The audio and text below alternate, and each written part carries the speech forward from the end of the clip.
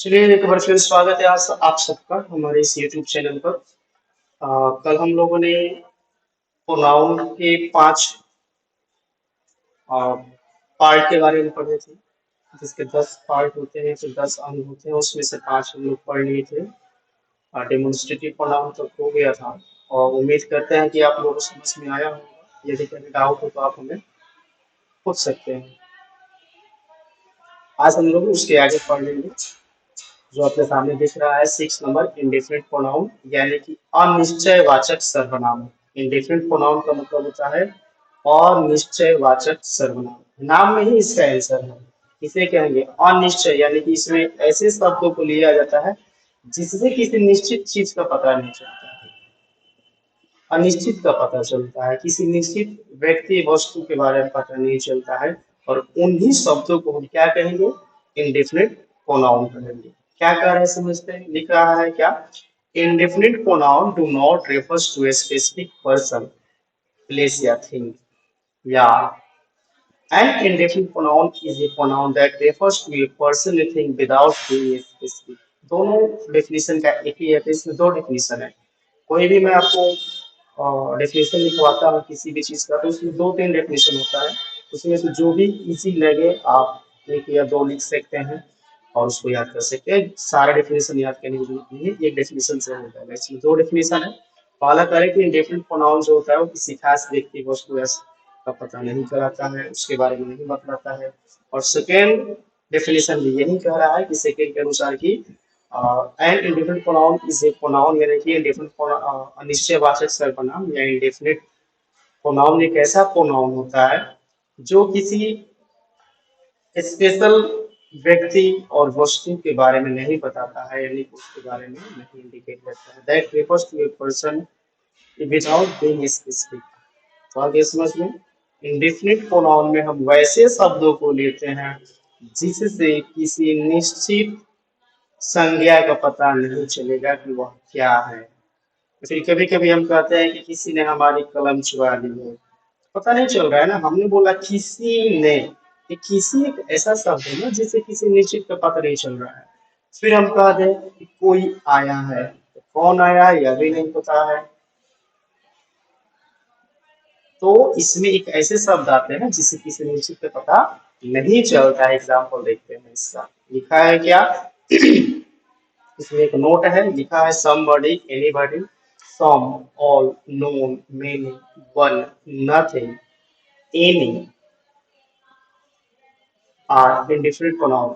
यानी कि आपके somebody से लेके और ये any तक ऐसे शब्द हैं जिसे किसी निश्चित का पता नहीं चलेगा, ये अनिश्चित। जैसे में somebody, anybody कोई व्यक्ति, some यानी कुछ, all पूरा, नॉन कम, और नॉन मतलब कोई भी। जब तो इससे पता चल रहा है क्या खास है या फिर किसका पता चल रहा है? बहुत सारे लोग। इसमें भी पता नहीं चल रहा है कितने लोग, तो बहुत सारे लोग। सभी लोग आए हैं तो कौन आया है यह भी नहीं पता चल रहा है। इसमें किसी निश्चित का पता नहीं चलेगा। जैसे हम कहते हैं कि राम द्वार पर खड़ा है, तो पता चल जाएगा कि वह व्यक्ति जो है वह राम है। लेकिन कहा जाए कि कोई द्वार पर खड़ा है, तो इससे पता नहीं चलेगा कि वह व्यक्ति कौन है। तो इंडेफिनिट प्रोनाउन में हम वैसे शब्दों को लेते हैं जिससे किसी खास संज्ञा के बारे में पता नहीं चलता है। एग्जाम्पल में दे रहा है someone has stolen my book. किसी ने हमारी कलम क्या की है? चुरा ली है। तो जब किसी ने हमारी कलम चुरा ली है तो पता नहीं चल रहा है कि वो व्यक्ति चुराने वाला कौन है। तो जब यह पता नहीं चलेगा कि ये जो हमारे शब्द हैं, ये हमारे शब्द कौन से होंगे? इंडेफिनिट प्रोनाउन के हो जाएंगे। क्लियर? आगे लिखा है no one can do this, किसी कोई नहीं कर सकता।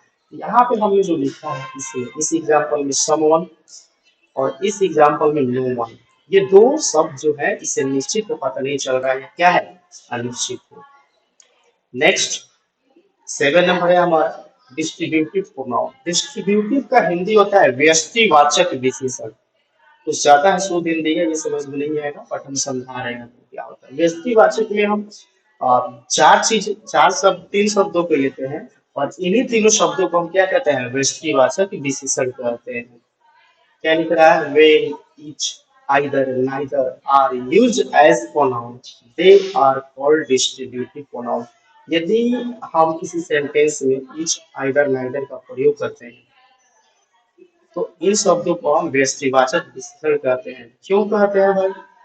और इसको कैसे प्रोनाउन की तरह हम प्रयोग करेंगे? मान लीजिए कि 10 लोग हैं, 10 फ्रेंड है, तो दसों का नाम हम बोल के कह सकते हैं कि राम ईमानदार है, श्याम ईमानदार है, मोहन ईमानदार है, सोहन ईमानदार है। एक तरीका यह होगा कि 200 व्यक्ति का नाम लेकर बोले हैं। एक दूसरा हमारे पास तरीका यह है कि 10 व्यक्ति हैं और हम कह दे कि सबका नाम न लेके और उसकी जगह पर हम कह दे कि प्रत्येक व्यक्ति इसमें से ईमानदार है या प्रत्येक व्यक्ति मेहनती है।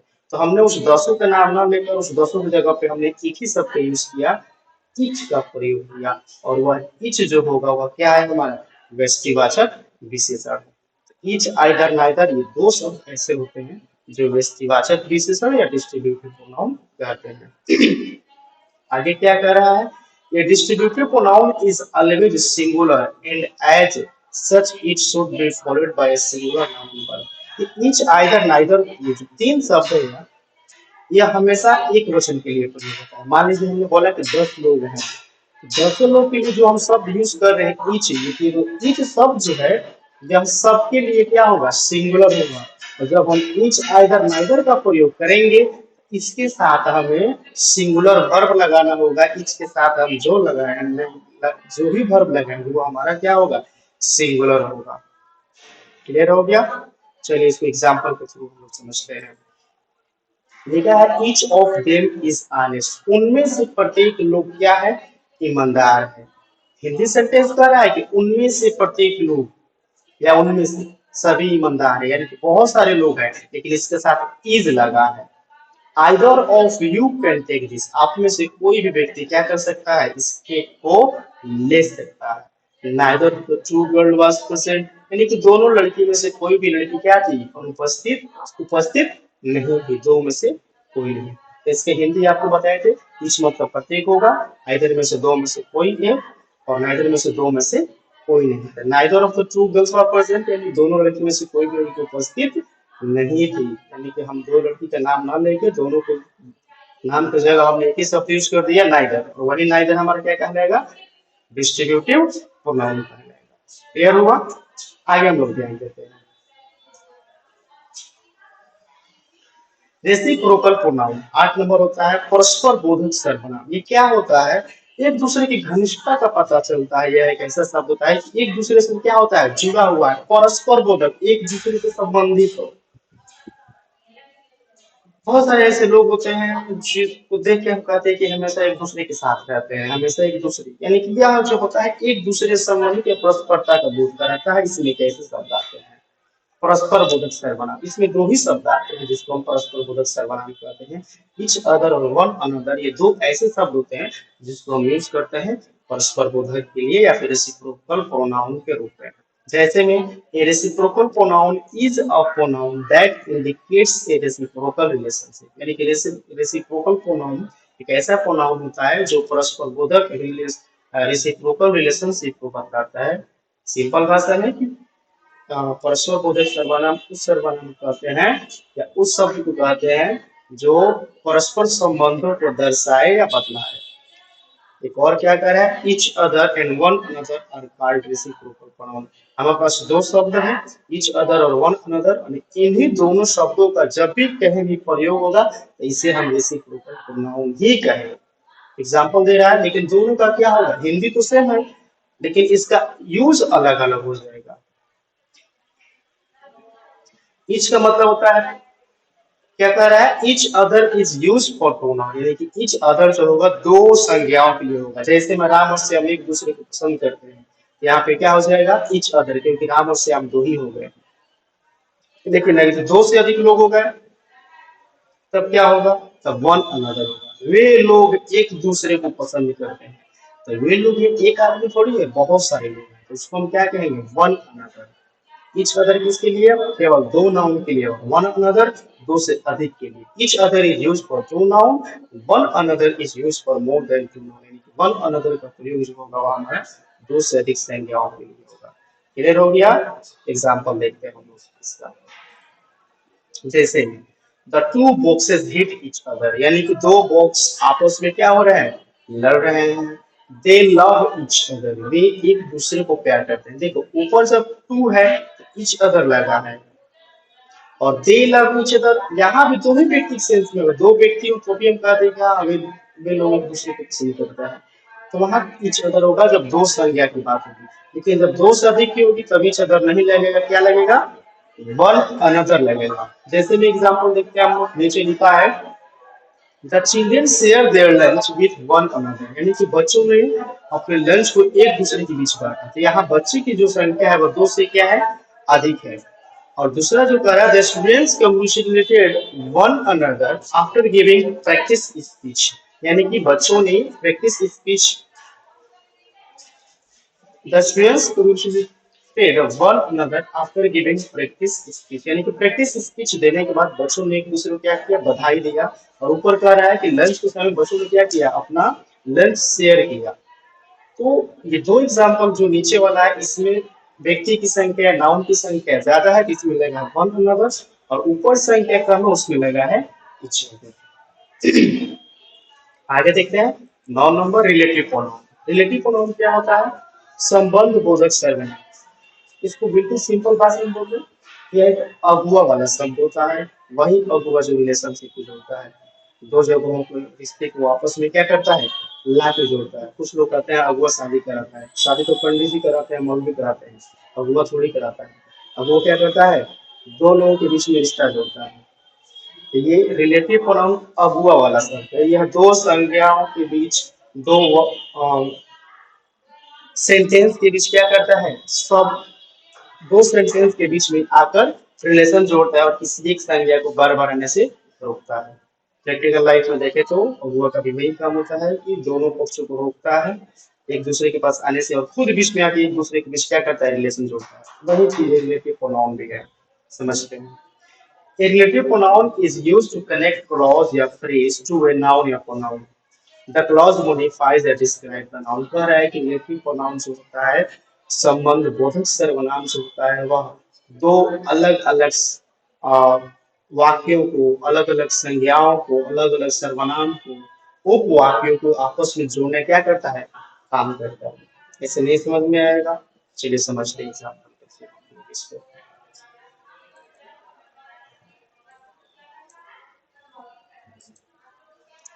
वो इससे एग्जाम्पल छूट गया है, चलिए इसका एग्जाम्पल आपको हम देते हैं। चलिए एक एग्जाम्पल अगर हम यहाँ पे आपको दें और लिखे यहाँ पर कि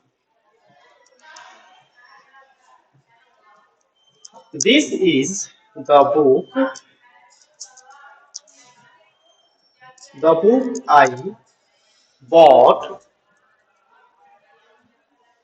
यस्टरडे, यानी कि यह वही किताब है जिस किताब को हमने क्या किया, कल खरीदा। यह वही किताब है जिस किताब को हमने कल खरीदा। तो यहाँ पे हमें ध्यान देंगे, ये जो बुक है ना, ये दो बार आया है इस सेंटेंस में, एक यहाँ आया है और एक यहाँ आया है। तो यहाँ संज्ञा दो बार आया है, सॉरी यहाँ पे हाँ संज्ञा का प्रयोग दो बार हुआ है, बुक का प्रयोग दो बार हुआ है। लेकिन यदि इसी सेंटेंस को हम दूसरे तरीके से लिखे तो क्या होगा, this is the book that I bought yesterday, यह वही किताब है जिस किताब को हमने कल खरीदा। अगर आप दोनों के अर्थ को देखेंगे तो दोनों का अर्थ सेम हो जाएगा, अर्थ में कोई चेंजिंग नहीं आएगी। दोनों का अर्थ एक ही होगा कि यह वही किताब है जिस किताब को मैंने क्या किया, कल खरीदा। और नीचे वाला जो किताब का नीचे वाला जो लाइन है उसका भी अर्थ यही है। लेकिन ध्यान देने वाली बात है, ऊपर वाला सेंटेंस में द बुक जो है यहाँ दो बार रिपीट हुआ है, यहाँ और यहाँ। लेकिन नीचे वाला सेंटेंस में हम देखेंगे कि यहाँ द बुक एक बार रिपीट हुआ है, लेकिन इस द बुक की जगह पे यहाँ पे क्या आ गया है, दैट आ गया है। और दैट आके क्या किया है, इधर का जो सेंटेंस है इसमें और इधर का जो सेंटेंस है इसमें, दोनों के बीच में क्या कर रहा है, रिलेशनशिप जोड़ रहा है। तो रिलेटिव प्रोनाउन एक ऐसा शब्द होता है जो दो अलग अलग वाक्यों के बीच में क्या करता है, संबंध को बनाता है और किसी नाउन या प्रोनाउन को बार बार आने से रोकता है। जैसे में यहाँ पे दो बार बुक आया है तो नीचे दो बार बुक आने से क्या कर दिया, उसको रोक दिया। क्लियर हुआ, रिलेटिव प्रोनाउन इसमें दो आ जाएगा, दैट आ जाएगा, द बुक, सो दैट आ जाएगा। और भी कई शब्द आते हैं जो मैं आपको नोट करवा दूंगा, शायद इसमें से मिस कर गया है। क्लियर हो गया रिलेटिव प्रोनाउन। चलिए नेक्स्ट है, लास्ट है हमारा इंट्रोगेटिव प्रोनाउन। जैसे कि नाम में पता चल रहा है कि प्रश्नवाचक सर्वनाम, यानी कि एक ऐसा शब्द होगा जो क्या करेगा, प्रश्न करेगा। यानी कि इसमें एक ऐसे शब्द को लेता है जिसे प्रश्न का बोध होता है, उन शब्दों से प्रश्न का भाव उत्पन्न होता है, और वही हमारा शब्द इंट्रोगेटिव प्रोनाउन कहलाता है। जैसे में एग्जाम्पल में देखेंगे, पहले क्या लिख रहा है, the pronoun used for asking question is called an interrogative pronoun या interrogative pronouns are pronouns that ask question। interrogative pronoun एक ऐसा pronoun होता है जिसे प्रश्न का बोध होता है। क्लियर हो गया, यानी कि वह शब्द जिसका प्रयोग हम प्रश्न करने के लिए करते हैं, तो उन शब्दों को हम कहेंगे इंट्रोगेटिव प्रोनाउन। जैसे में क्या कर रहा है, व्हाट इज योर नेम, यहाँ पे व्हाट का प्रयोग हुआ है प्रश्न करने के लिए। फिर यहाँ पे वेयर का प्रयोग यदि किए हैं तो वेयर का प्रयोग हुआ है प्रश्न करने के लिए। इन दोनों शब्दों से क्या पता चल रहा है, प्रश्न का पता चल रहा है, और इन्हीं दोनों शब्दों को हम क्या कहेंगे, इंट्रोगेटिव प्रोनाउन कहेंगे। नीचे कुछ शब्द लिखा हुआ है, whom, whose, which and what are used as relative and also interrogative। हाँ, ऊपर छूट गया था रिलेटिव ना, तो यही एग्जाम्पल में आ जाएगा। इसको भी आप रिलेटिव में क्या करेंगे, नोट कर लेंगे। ये जो एग्जाम्पल है इसको हम क्या करेंगे, जहाँ पे एक नोट बनाएंगे आप लोग, और नोट बना के आप क्या करेंगे, इसको लिख लेंगे।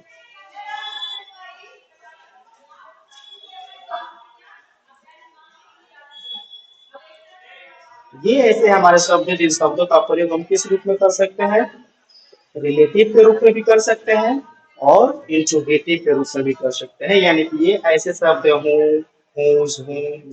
व्हाट, ये दो शब्द ऐसे होते हैं, ये शब्द ऐसे हैं जो क्या करेगा, रिलेटिव के रूप में यूज होगा और आगे चल के इंट्रोगेटिव में भी यूज होगा। यहाँ पे दैट लिखे, दैट को रिलेटिव होगा। एक बार और हम एक चीज ध्यान देना चाहेंगे कि हम लोगों ने डेमोन्स्ट्रेटिव प्रोनाउन में ये दैट पढ़ा था, दिस दैट दिस दोस को हम डेमोन्स्ट्रेटिव प्रोनाउन कहते हैं।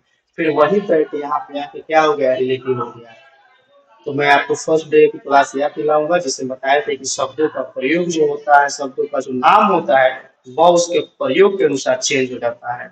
वह दैट वहां पे डेमोन्स्ट्रेटिव था, तो वही दैट यहाँ पे आके रिलेटिव हो गया है। क्यों, क्योंकि यहाँ पे इसका अलग तरीके से प्रयोग हुआ है। ये हुआ हमारा 10 नंबर, और इसका यानी कि जिसे प्रश्न का पता चलेगा। क्लियर हो गया, उम्मीद करते हैं प्रोनाउन आपको समझ में आया होगा। कल हम लोग वर्क करेंगे, नाउन का कल हम वर्क कराएंगे आपको, और वर्क में जो भी डाउट होगा आप हमसे पूछ सकते हैं, और उसके बाद प्रोनाउन का वर्क करेंगे। फिर हम लोग एडजेक्टिव क्लास करेंगे। कल पर हम लोग नाउन का वर्क कंप्लीट कर लेंगे, उसके बाद प्रोनाउन। उम्मीद करते हैं समझ में आया होगा। आप कोई यदि कोई समस्या हो तो आप हमें पूछ सकते हैं, व्हाट्सएप कर सकते हैं। और उम्मीद करते हैं कि आगे कोई दिक्कत नहीं होगी। क्लास में बने रहने के बहुत बहुत धन्यवाद। Thank you.